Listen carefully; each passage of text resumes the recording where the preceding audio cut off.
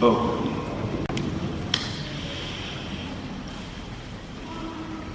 Vous êtes la lumière du monde.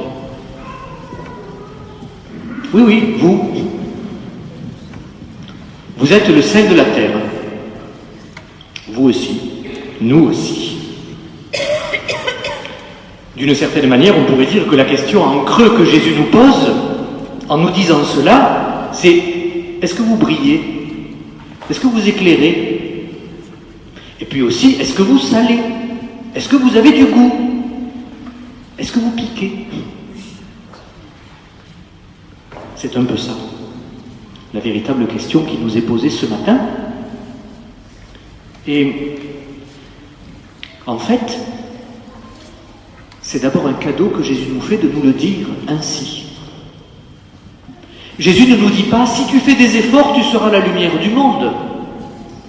Jésus ne nous dit pas: tiens-toi bien et peut-être que je dirai de toi que tu es le sel de la terre. Non.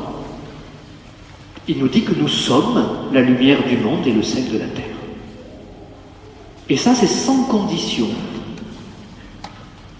Et c'est vrai pour les bien portants comme pour les personnes malades. Une personne peut être malade et peut continuer à éclairer. Une personne peut être très affaiblie dans sa santé, physique, psychique, spirituelle même, et pourtant continuer à être le sel de la terre. Ce n'est absolument pas incompatible. Mais, avant toute chose, c'est vrai que cette parole de Jésus, vous êtes la lumière du monde, le sel de la terre, c'est difficile aujourd'hui de l'entendre dans notre petit contexte français laïcisé. En effet, qui dit lumière du monde veut dire une lumière qui se donne à voir, une lumière qui se montre, une lumière qui se partage, une lumière qui n'est pas faite pour nous, mais qui est faite pour les autres. Seulement, évidemment, en France, on nous dit: oh là là, la foi, c'est privé. Tu es chrétien, mais surtout ne le dis pas. Tu es disciple de Jésus, surtout ne montre pas ta croix, hein. Et à une époque, pas si lointaine que ça, il faut bien dire que nous-mêmes, nous avons un peu joué ce jeu-là. Vous savez, cette époque où on disait: on est chrétien, mais on n'a pas besoin de le dire, hein. Ne le montrons pas. Alors on s'est servi de certaines phrases de l'Évangile. Vous savez, quand Jésus dit: vous êtes le levain dans la pâte, on dit: ouh là là, alors vite, il faut s'enfouir, disparaître, se cacher, comme le levain dans la pâte. Ou alors cette phrase-là: vous êtes le sel de la terre, elle a pu aussi servir à croire que Jésus nous disait: il faut être comme le sel, hein, invisible. Oui, ça donne du goût au monde, bien sûr, mais dans un plat, le sel ne se voit pas. Alors, hein, surtout, faisons-nous discrets. C'était peut-être vrai à une époque où tout le monde était chrétien, où la foi était partagée de tous, où c'était l'évidence même que notre pays se superposait à la foi catholique, si vous voulez. Peut-être qu'à cette époque-là, on n'avait donc pas besoin d'une annonce explicite du Christ, et qu'on n'avait peut-être pas besoin, puisque c'était partagé par tout le monde, eh bien, de devoir le montrer extérieurement. Mais ce temps-là est fini. Au fond, la société voudrait que nous mettions un couvercle sur notre foi. Et alors, à ce moment-là, il se passerait ce que Jésus nous dit: voilà, notre lumière n'est pas faite pour être mise sous le boisseau, c'est-à-dire rendue invisible. Et ça arrangerait beaucoup de gens en France que nous soyons invisibles. Peut-être même que ça nous arrange nous-mêmes d'ailleurs. Et notre société voudrait ainsi faire de nous, finalement, des personnes compartimentées. D'un côté, il y aurait notre foi, privée, secrète, on n'en parle pas. Et puis de l'autre, il y aurait le personnage public. Il y aurait notre vie sociale. Comme si nous étions deux personnes en nous-mêmes, séparés. Eh bien, désolé, chère société, mais nous, chrétiens, nous ne serons pas schizophrènes. Nous ne nous couperons pas en deux. Notre foi, elle irradie toute notre vie.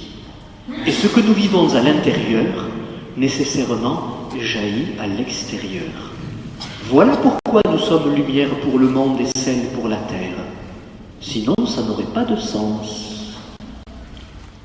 D'ailleurs, vous avez entendu que Jésus parle d'une ville qui est placée sur une haute montagne. Une ville placée sur une haute montagne ne peut pas être cachée, bien sûr. Nous n'avons pas à rougir de notre foi. Nous n'avons pas non plus à l'imposer aux autres de force. Il y a eu des générations de chrétiens qui ont cru qu'il fallait faire comme ça. Ce n'était pas davantage vrai. Mais il est vrai que nous n'existons pas dans notre foi simplement de manière individuelle. Jésus et moi et Jésus, et puis les autres ne m'intéressent pas, et surtout, notre existence ne devrait pas avoir d'impact dans la société. Mais non! Nous existons publiquement, simplement par le fait que Jésus a voulu que nous soyons une assemblée, une église, donc un peuple. Et un peuple, le peuple de Dieu, eh bien, a une existence en lui-même. Nous ne sommes pas neutres. Nous ne sommes pas fades. Du moins, je l'espère. Mais il y a évidemment plus important que ça, vous le sentez bien. L'enjeu, c'est pas de se balader avec une croix de 20 cm dans la rue et de dire « convertissez-vous ». Ce n'est pas ça la question. Même si les signes extérieurs sont importants. D'accord. Mais c'est notre vie, au fond, qui doit avoir le goût du sel. C'est notre vie qui doit éclairer par elle-même, sans que nous ayons d'abord besoin de le crier sur les toits. Et éclairer de quoi? Pas de nous-mêmes et de ce qu'on serait meilleur que les autres, on sait bien que c'est pas vrai, mais éclairer du Christ que nous avons reçu et qui vit en nous. C'est notre vie qui est un témoignage, frères et sœurs. Rappelez-vous ce que disait le frère Roger de Thésée. Il disait, écoute, ne parle du Christ que si on t'interroge. Ah, alors là, ça nous fait du bien, on se dit, ouf, c'est bon, on ne m'interroge pas, moi donc, je n'ai pas besoin de parler du Christ, tout va bien. Et alors on se rassure. Mais, disait-il, vis de manière à ce qu'on t'interroge. Ah, c'est plus du tout pareil. Ne parle du Christ que si on t'interroge, mais vis de manière à ce qu'on t'interroge.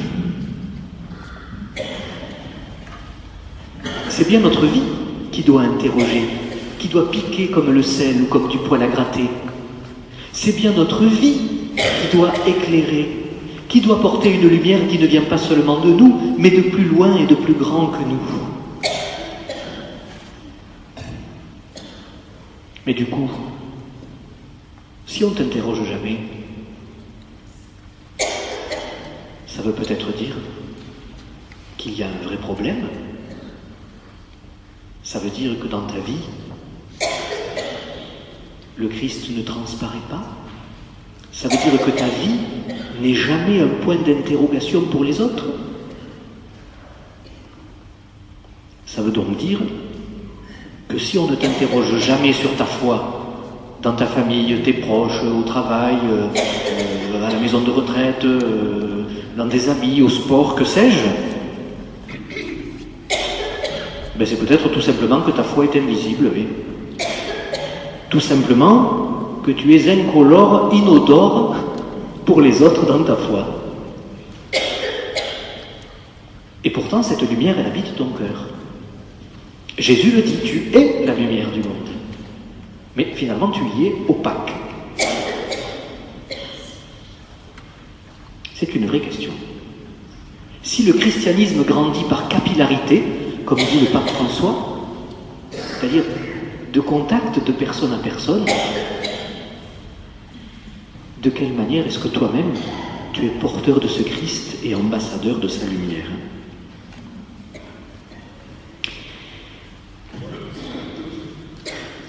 Voyez-vous, cela est vrai de toute personne.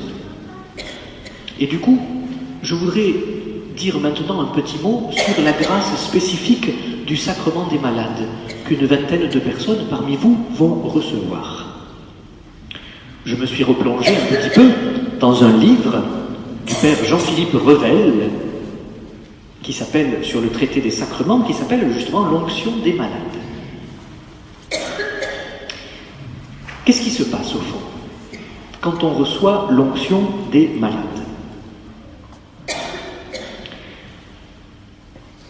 C'est très beau ce qui se passe. Le père Revel, qui était un théologien de notre diocèse, disait: quand on reçoit le sacrement des malades, le Christ vient comme consacrer l'état de la maladie. Qu'est-ce que ça veut dire? Ça ne veut pas dire que le Christ nous dit: tu es malade, c'est bien, reste-y, hein? Non, surtout pas. Mais le Christ vient nous configurer à lui, qui est le premier à souffrir et à être malade. C'est-à-dire que, finalement, d'une certaine manière, ça veut dire que la maladie, désormais, vécue avec le Christ qui vient habiter en moi d'une manière particulière, la maladie elle-même deviendra source de grâce. L'état dans lequel je suis, d'affaiblissement, de difficulté, qui me pèse au quotidien, même cet état-là peut devenir une source de grâce si il est vécu avec le Christ. Même dans cette condition-là, je suis le sel de la terre, je suis la lumière du monde.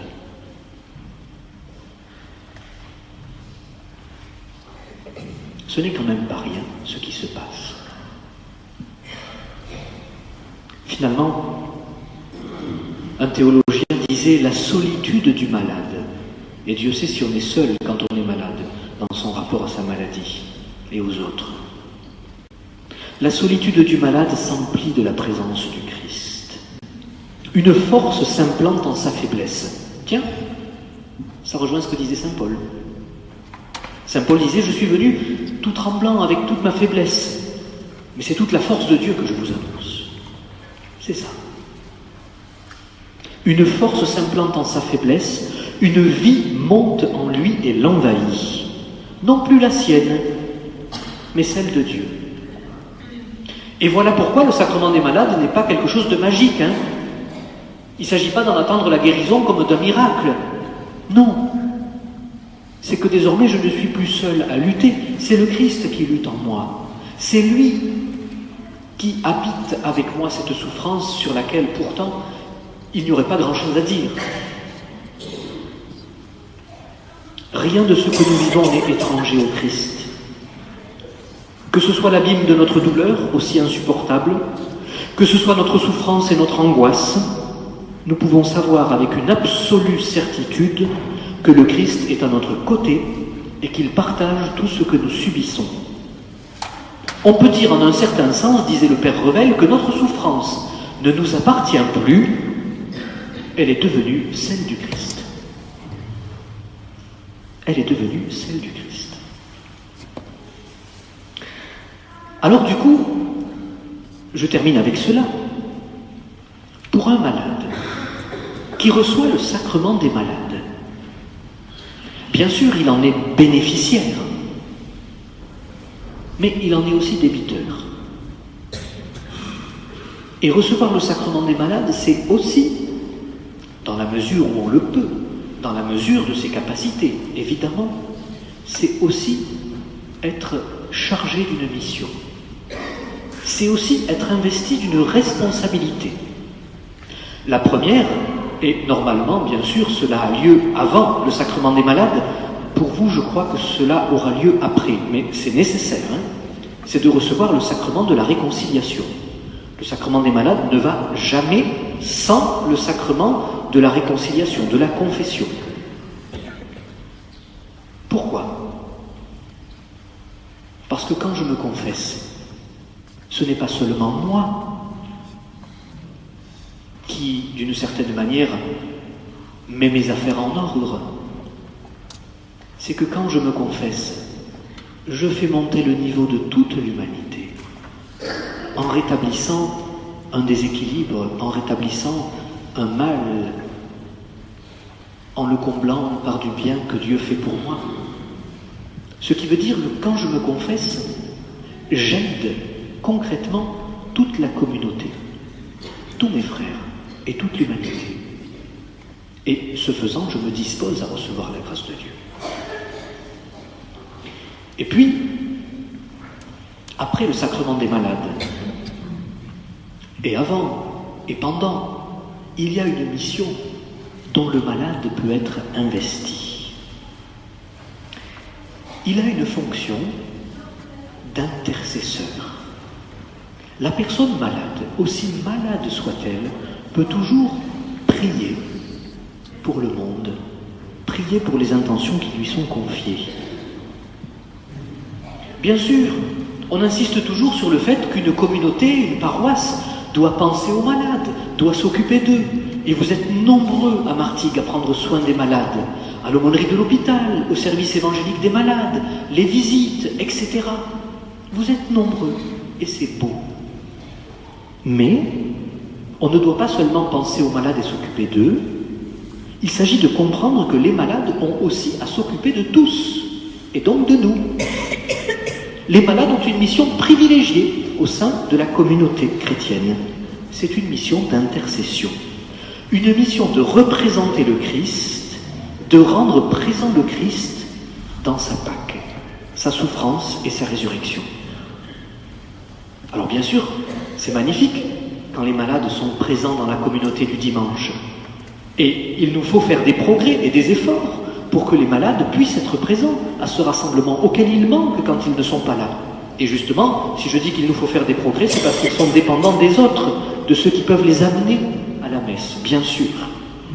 Mais, chers malades, sachez que nous avons besoin de vous. La vérité, c'est que vous pouvez porter pour nous des intentions de prière très concrètes, qui peuvent d'ailleurs donner un sens nouveau à ce que eux-mêmes vous vivez. Mais en portant nos intentions, en étant intercesseur pour nous, vous qui habitez dans votre propre chair la maladie et la souffrance, non seulement vous êtes entendus de Dieu, vous élargissez votre cœur à la mesure de plus large que votre propre souffrance personnelle, mais vous avez un poids infini de prière et de grâce pour la communauté et pour le reste du monde. Voilà. De cette manière-là, je voulais illustrer le fait que être le sel de la terre, être la lumière du monde est inconditionnel. Je terminerai simplement, à propos du sel, avec un tout petit exemple d'une religieuse. Elle s'appelle Joséphine Bakhita. Elle est sainte aujourd'hui, canonisée par le pape Jean-Paul II. C'était une petite fille soudanaise qui a été raptée, réduite en esclavage. Elle avait moins de 10 ans, arrachée à sa famille, et ainsi réduite en esclavage pendant une dizaine d'années, avant d'être finalement libérée, car offerte à un diplomate italien, et en Italie, elle est devenue libre, elle a été baptisée, et plus tard, elle est même devenue religieuse. Sainte Joséphine Bakhita. Pendant son esclavage,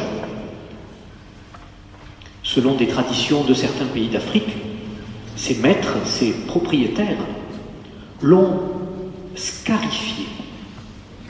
C'est-à-dire qu'elle a été dans sa chair, blessée, torturée, meurtrie, avec des blessures qui étaient destinées ensuite à faire des cicatrices, des marques visibles sur sa peau. Elle a raconté que pour faire des cicatrices plus grosses, ses maîtres ont jeté du sel dans ses plaies. Inutile de vous dire que s'il y en avait bien une qui savait ce que ça voulait dire, le sel de la terre et son pouvoir à la fois gustatif, mais aussi dérangeant, c'était bien elle. Et quand on lui demandait « Mais est-ce que vous en voulez à ceux qui vous ont fait tout cela ?» Elle répondait quelque chose du style « Non, je n'en ai jamais voulu à personne. Parce que ces négriers qui l'avaient torturé, qui l'avaient violé, qui l'avaient arraché à sa famille, etc., elle disait « Peut-être ne savaient-ils pas ce qu'ils font. » Je pense à cette phrase de Jésus, « Pardonne-leur, ils ne savent pas ce qu'ils font. » Bien sûr.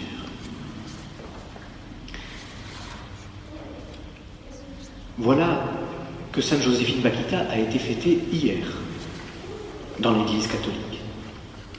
Et en entrant dans ce dimanche où l'Église prie particulièrement pour les malades, eh bien, c'est avec cette personne-là qui, dans sa propre chair, a vécu de la souffrance, mais aussi une souffrance pas seulement physique, mais aussi psychologique, à tel point d'ailleurs que, en fait, Joséphine et Bakhita ne sont pas son vrai nom.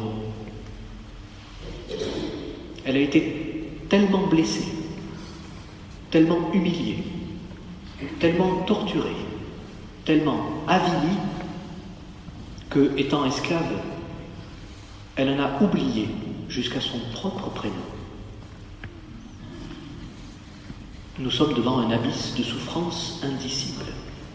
Souffrir au point d'en oublier comment on s'appelle. Joséphine et Bakhita sont des noms qui lui ont été donnés après. L'un par ceux qui l'ont rapté, l'autre reçu par les chrétiens qui l'ont recueilli ensuite. Qu'il nous soit donné, avec Sainte Joséphine Bakhita, d'entrer ainsi dans la certitude que quelle que soit notre condition, quel que soit notre état de santé, quel que soit ce que nous ayons à traverser dans notre vie, le Christ nous dit « Vous êtes la lumière du monde, vous êtes le sel de la terre ». Alors, chers amis, eh bien, brillez, assaisonnez, salez ce monde, piquez, mais par pitié, vivez de manière à ce qu'on vous interroge.